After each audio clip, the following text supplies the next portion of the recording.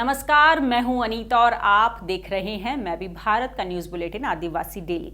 आज के बुलेटिन में आपको दिखाएंगे झारखंड में विधानसभा में क्यों हुआ हंगामा, साथ ही सरहुल पर्व की बात।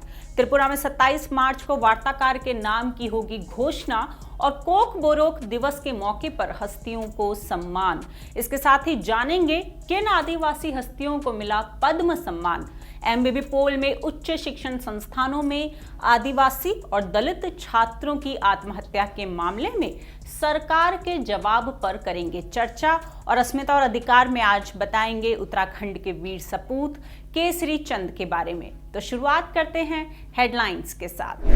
कला, साहित्य और सामाजिक कार्य श्रेणी में आदिवासियों को मिला पद्म पुरस्कार, राष्ट्रपति द्रौपदी मुर्मू ने किया सम्मानित।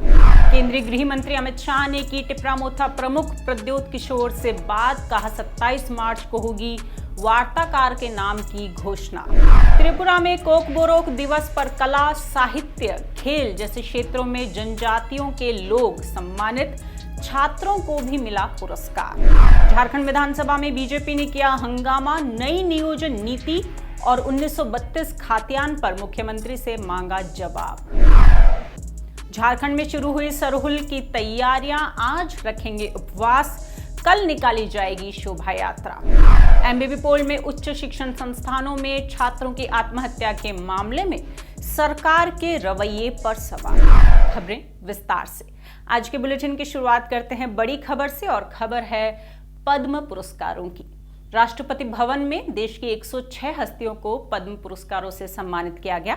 बुधवार को राष्ट्रपति द्रौपदी मुर्मू ने अलग अलग क्षेत्रों में योगदान देने वाले इन लोगों को पुरस्कार दिया। इन 106 हस्तियों में से 6 को पद्म विभूषण, 9 को पद्म भूषण और 91 को पद्मश्री से सम्मानित किया गया। लेकिन इसमें सबसे खास बात है कि इस बार पद्म पुरस्कारों में मोदी सरकार ने आदिवासियों का खासा ख्याल रखा है। मध्य प्रदेश के उमरिया जिले की आदिवासी चित्रकार जोधैया बाई बेगा को कला के क्षेत्र में पद्मश्री पुरस्कार से सम्मानित किया गया। वहीं गुजरात के छोटा उदयपुर जिले के एक आदिवासी कलाकार परेश राठवा भी इस सूची में शामिल हैं। उन्हें पिथौरा चित्रकला की सांस्कृतिक विरासत को संरक्षित करने के लिए ये सम्मान मिला।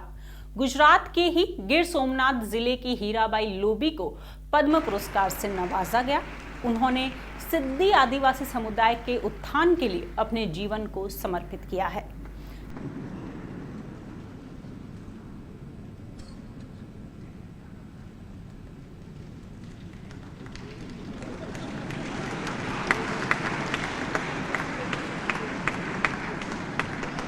झारखंड में जनजातीय भाषा हो को संरक्षण और प्रोत्साहन देने का काम पिछले कई दशकों से कर रहे हिंदी के प्रोफेसर जानुम सिंह सोय को इस साल पद्मश्री पुरस्कार से सम्मानित किया गया। केरल के वायनाड जिले के 71 वर्षीय आदिवासी किसान चेरुवयाल के रमन को अपने छोटे से खेत में चावल की 55 से ज्यादा किस्मों के संरक्षण के लिए यह पुरस्कार दिया गया। तमिलनाडु में इरुला जनजाति समुदाय के विशेषज्ञ सांप पकड़ने वाले वादीवेल गोपाल और मासी सदाइया को सामाजिक कार्य श्रेणी के तहत पद्मश्री से सम्मानित किया गया। त्रिपुरा से इस बार 2 आदिवासी नेताओं को पद्म पुरस्कार से सम्मानित किया गया।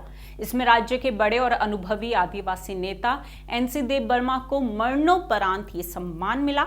देव बर्मा ने 2.5 दशक पहले टिपरालैंड के लिए एक लोकतांत्रिक आंदोलन शुरू किया था। वहीं सामाजिक कार्यकर्ता विक्रम बहादुर जमातिया ने लंबे समय तक त्रिपुरा में उग्रवाद के खिलाफ बहुत महत्वपूर्ण भूमिका निभाई थी। उन्हें भी इस सम्मान से नवाजा गया। पश्चिम बंगाल के जलपाईगुड़ी जिले के तोतोपारा गांव के धनीराम टोटो या डेंगका भाषा के संरक्षक हैं। उन्हें साहित्य और शिक्षा के क्षेत्र में पद्मश्री से सम्मानित किया गया। राष्ट्रपति द्रौपदी मुर्मू ने कला के क्षेत्र में नागालैंड की निहू नुओ सोरही को पद्मश्री प्रदान किया। सोरही नागालैंड की एक आदिवासी बुनकर हैं। उन्होंने सैकड़ों नागा महिलाओं को प्रशिक्षित किया है और पारंपरिक नागा डिजाइन और शिल्प का संरक्षण करती रही हैं। तेलंगाना से प्रोफेसर बी रामकृष्ण रेड्डी को साहित्य के क्षेत्र में उनके अपार योगदान के लिए पद्मश्री पुरस्कार से सम्मानित किया गया। उन्होंने आदिवासी भाषाएं और साहित्य के संरक्षण पर काम किया है। चिकित्सा के क्षेत्र में राष्ट्रपति द्रौपदी मुर्मू ने डॉक्टर रतन चंद्र कर को पद्मश्री प्रदान किया। अंडमान और निकोबार में जारवा जनजाति के बीच 1999 के खसरे के प्रकोप के दौरान डॉक्टर कर और उनकी टीम जनजाति को विलुप्त होने के कगार से बचाने में सक्षम थी। आपको बता दें, गणतंत्र दिवस के मौके पर भारत सरकार ने पद्म अवार्ड्स की घोषणा की थी। और अब चलते हैं पूर्वोत्तर के राज्य त्रिपुरा। त्रिपुरा में ग्रेटर टिपरालैंड और संवैधानिक समाधान के मुद्दे पर केंद्रीय गृह मंत्री अमित शाह 27 मार्च को वार्ताकार के नाम की घोषणा करेंगे। ये जानकारी टिपरामोथा प्रमुख प्रद्योत माणिक्य ने दी। उन्होंने एक ट्वीट कर कहा कि आज सुबह केंद्रीय गृह मंत्री अमित शाह ने उन्हें फोन किया था।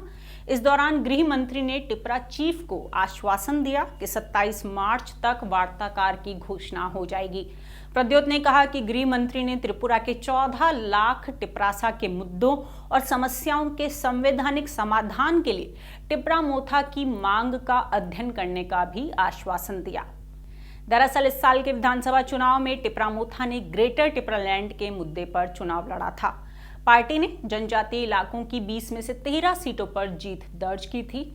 8 मार्च को अगरतला में एक बैठक हुई थी जिसमें केंद्रीय गृह मंत्री अमित शाह, टिपरामोथा के प्रमुख प्रद्योत विक्रम माणिक्य देबबर्मा समेत पार्टी के 13 नवनिर्वाचित विधायकों को शामिल किया गया था। इस बैठक में गृह मंत्री ने वार्ताकार बनाने की बात कही थी। इस बैठक के बाद ये कयास लगाए जा रहे थे कि टिपरामोथा बीजेपी को समर्थन देकर सरकार में शामिल होगी, लेकिन टिपरामोथा प्रमुख प्रद्योत माणिक्य ने सारी अटकलों को खारिज कर दिया था। टिपरामोथा फिलहाल राज्य की दूसरी सबसे बड़ी पार्टी है और साथ ही मुख्य विपक्ष है। और त्रिपुरा से ही दूसरी खबर। त्रिपुरा में हर साल 19 जनवरी को कोकबोरोक दिवस मनाया जाता है। इस दिन कोकबोरोक भाषा में शैक्षणिक स्तर पर अच्छा प्रदर्शन करने वाले छात्रों के साथ ही साहित्य, खेल, संस्कृति जैसे क्षेत्रों में योगदान देने वाले जनजातीय लोगों को भी सम्मानित किया जाता है। हालांकि इस बार विधानसभा चुनावों के चलते ये पुरस्कार नहीं दिए गए थे, लेकिन अब नई सरकार के गठन के बाद आज राजधानी अगरतला में ऐसे लोगों को सम्मानित किया गया।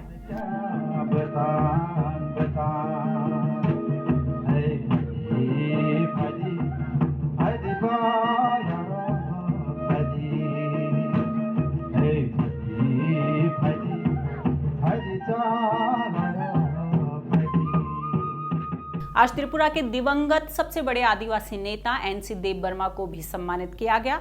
उन्हें महाराजा वीर विक्रम मेमोरियल अवार्ड से नवाजा गया। एनसी देबबर्मा को मरणोपरांत ये सम्मान मिला।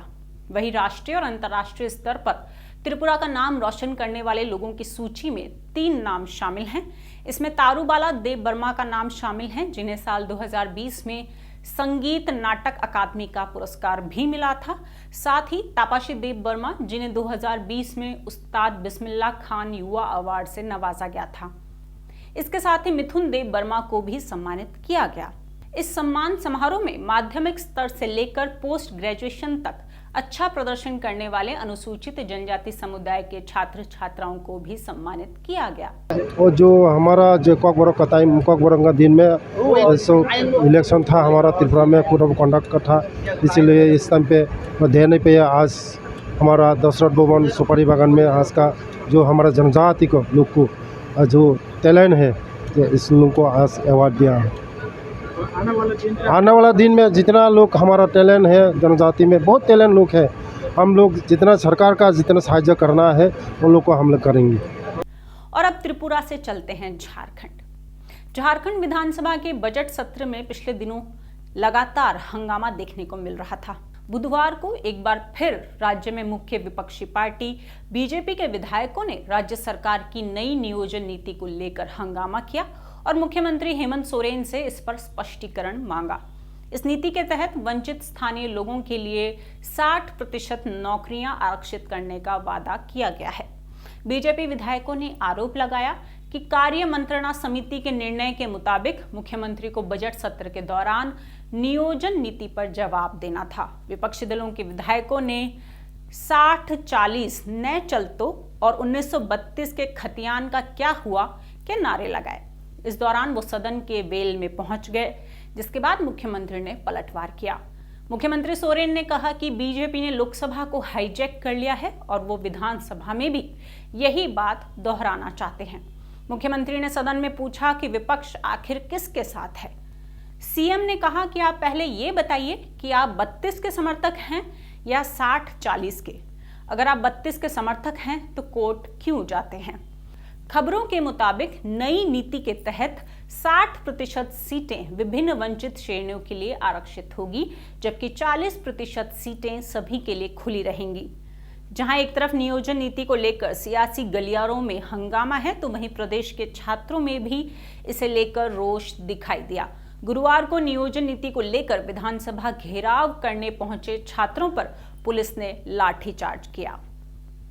और अब झारखंड से ही दूसरी खबर। प्रकृति पर्व सरहुल को लेकर झारखंड के सभी जिलों में तैयारियां जोरों पर है।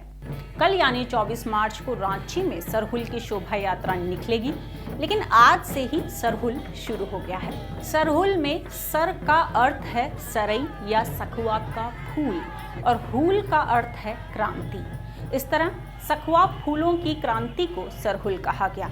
इसे कई भाषाओं में अलग अलग नाम से जाना जाता है। मुंडारी, संथाली और हो भाषा में सरहुल को बा या बाहा परब, खड़िया में जाकौर, कुड़क में खद्दी या खेखेल बेंजा, जबकि नागपुरी, पंचपरगनिया, खोरठा और कुरमाली में ये सरहुल के नाम से ही जाना जाता है। आज सरहुल की शुरुआत के दिन युवा केकड़ा और मछली पकड़ने के लिए निकले। आज के दिन पूरा परिवार उपवास रखता है। आज के दिन विधि विधान के साथ पूजा की जाती है। इसमें अच्छी वर्षा के साथ बेहतर फसल की कामना की जाती है। आपको बता दें, सरहुल के साथ ही आदिवासियों का नव वर्ष शुरू होता है। इस पर्व के बाद ही गेहूं की कटाई शुरू होती है।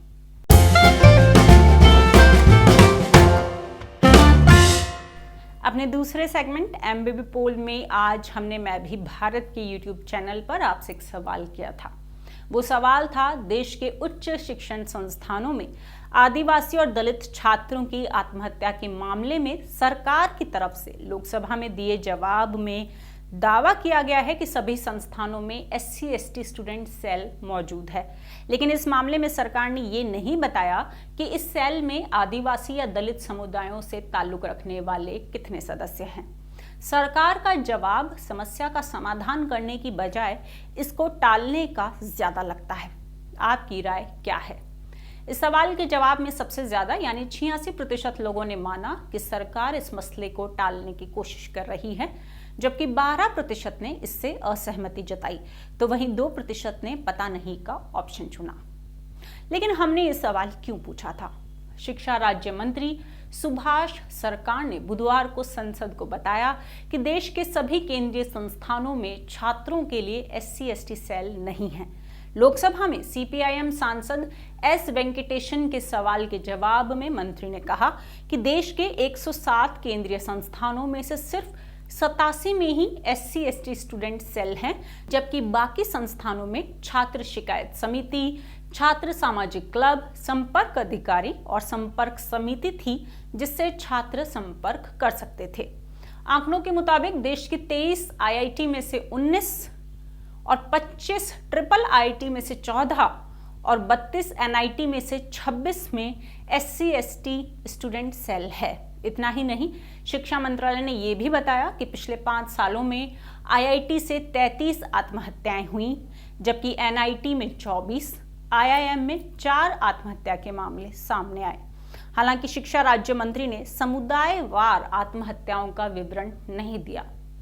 कांग्रेस सांसद एल हनुमंतैया के एक सवाल के जवाब में सरकार ने शैक्षणिक तनाव, पारिवारिक व्यक्तिगत कारणों और मानसिक स्वास्थ्य के मुद्दे को मौत का कारण बताया। सरकार ने संसद को बताया कि छात्र के पर्सनालिटी डेवलपमेंट और विशेषकर जो छात्र तनाव में हैं उनके लिए संस्थान द्वारा काउंसलर भी नियुक्त किए गए हैं। इसके अलावा छात्रों, वार्डन और केयर टेकर को छात्रों में डिप्रेशन के लक्षणों को नोटिस करने के लिए जागरूक किया जाता है ताकि समय पर उनकी मदद की जा सके।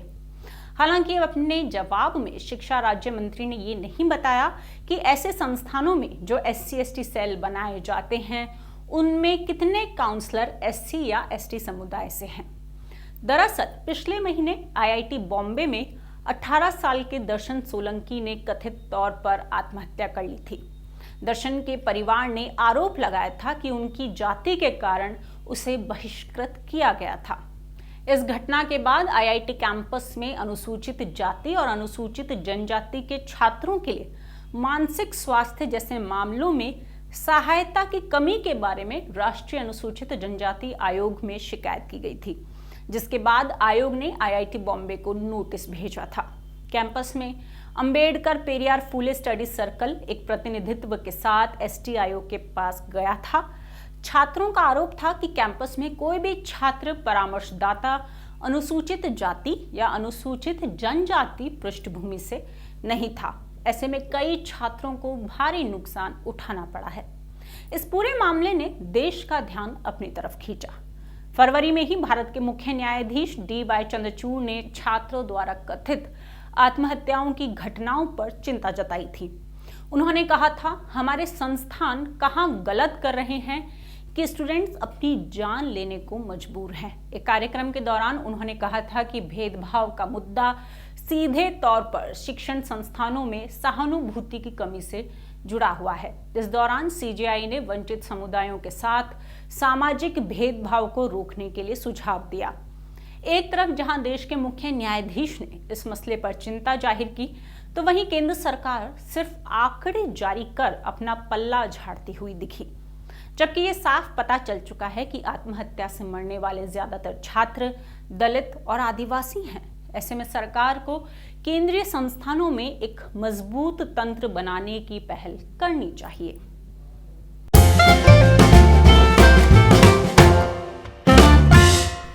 अपने तीसरे और आखिरी सेगमेंट अस्मिता और अधिकार में आज आपको बताएंगे उत्तराखंड के वीर सपूत केसरी चंद के बारे में। भारत के स्वतंत्रता संग्राम में हजारों लाखों की संख्या में देशभक्तों ने अपने त्याग और बलिदान से इतिहास में अपना स्थान बनाया है। ऐसा ही एक नाम है उत्तराखंड के जौनसार बावर के वीर सपूत शहीद केसरी चंद का। अमर शहीद वीर केसरी चंद जी का जन्म 1 नवंबर 1920 को जौनसार बावर के क्यावा गांव में हुआ था। केसरी चंद बचपन से ही निर्भीक और साहसी थे। खेलकूद में भी इनकी विशेष रुचि थी। इस कारण वो टोली नायक रहा करते थे। 1941 में वो royal Indian army service corps में नायब सूबेदार के पद पर भर्ती हो गए। उन दिनों द्वितीय विश्व युद्ध चल रहा था। केसरी चंद को 29 अक्टूबर 1941 को मलाया के युद्ध के मोर्चे पर तैनात किया गया। वो नेताजी सुभाष चंद्र बोस जी से प्रभावित होकर आजाद हिंद फौज में शामिल हो गए। इनके भीतर अदम्य साहस, अद्भुत पराक्रम, जोखिम उठाने की क्षमता, दृढ़ संकल्प शक्ति का ज्वार देखकर इन्हें आजाद हिंद फौज में जोखिम भरे कार्य सौंपे गए। इम्फाल के मोर्चे पर एक पुल उड़ाने के प्रयास में ब्रिटिश फौज ने इन्हें पकड़ लिया। षड्यंत्र के अपराध में इन पर मुकदमा चलाया गया और मृत्यु दंड की सजा दी गई। मात्र 24 साल की उम्र में ये अमर बलिदानी 3 मई 1945 को भारत माता की जय और जय हिंद का उद्घोष करते हुए फांसी के फंदे पर झूल गया। और ये था आज का हमारा आदिवासी डेली बुलेटिन। अगर आप हमसे जुड़ना चाहते हैं तो नीचे दिए गए व्हाट्सएप नंबर पर आप हमें मिस कॉल दे सकते हैं। इसके साथ ही अगर आप कोई सुझाव हमें भेजना चाहते हैं तो कमेंट बॉक्स में लिख कर बताएं। इस वीडियो को लाइक करें, शेयर करें और मैं भी भारत के YouTube चैनल को सब्सक्राइब करना ना भूलें। धन्यवाद।